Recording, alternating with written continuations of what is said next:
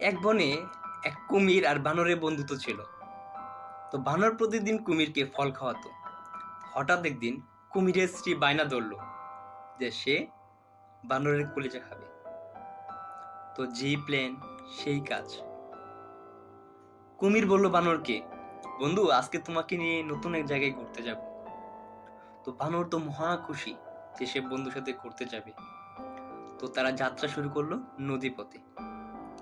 মাঝ নদীতে যাওয়ার পর কোনোভাবে বানর বুঝতে পারলো যে আজকে সে তাকে খাবে।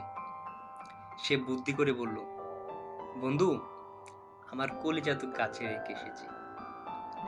বুকা কুমিরও বলল, চলো বন্ধু তোমার কলিজাটা নিয়ে আসি।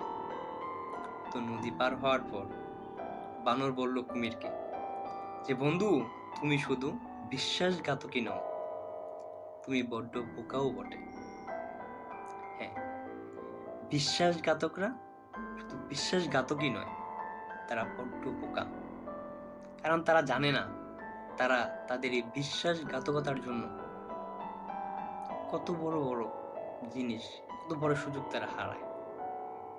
সুতরাং এসব চিন্তা কখনোই মাথায় আনতেও নেই। ধন্যবাদ।